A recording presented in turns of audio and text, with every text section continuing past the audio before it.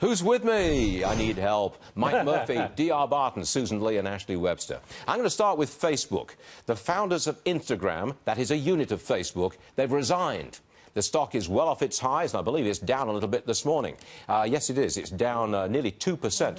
Murphy, you're a big supporter thereof. Big supporter. Is it going to bounce back? It most certainly will. This is a non-event. This pullback that you get here is an opportunity to own Facebook. It rallied off this 160 level once before. We've been long the name for a long time.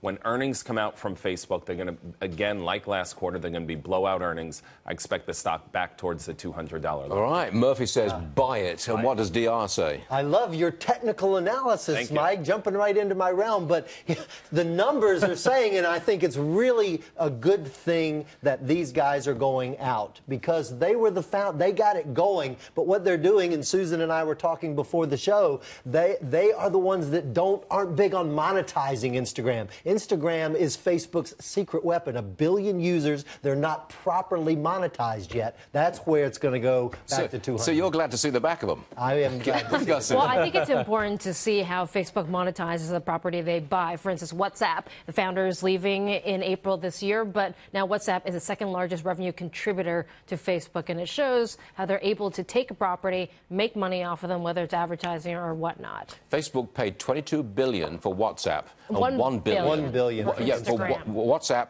it was $22 billion. Instagram was $1 billion. Yep. And now Which it's is the worth bargain $100 here. billion. Right. We've got an Amazon story. Heads up. They filed for a trademark. Makes it look like they're getting into the jewelry business.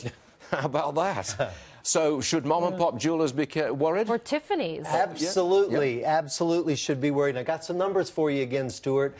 Amazon only plays where it can move the needle. The 5 biggest retailers in the U.S. made $11.6 billion in sales last year. If Amazon can cut a big dent into that, it's going to help them a lot. I think Tiffany's less so because probably the highest end they're not going to go after, but I think mom and pop should be worried. Well, DR, you know, they're not always successful. What about the Fire Phone? Did you ever buy one? I know, but I never bought a Fire Phone, but I have bought jewelry on Amazon because if you need a good simple gold chain for someone, then Amazon's as good a place. Mr. T. Not for me, for a gift, Mike. For a gift. Cubic zirconium is very common on the internet. I'm just taking it from all sides. Let's move on.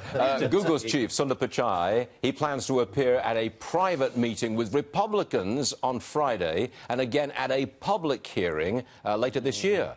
Google's work with China's under the microscope, but really this is, surely, Murph, this is all about the suppression of conservative opinion. That's what it's about. 100%. The lawmakers want to see what Google has to say about this, because I think if you look at it, it's hard to deny that it has happened in the past. So I think the important thing is how do we ensure it doesn't happen in the future? But nothing happens to the stock. 11.79. Nothing happens to the stock. Never comes.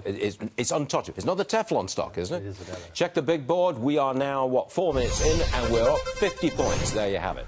How about this one? We mentioned it yesterday. Looks like it's going to happen. Michael Kors is going to buy Versace for about $2.1 billion.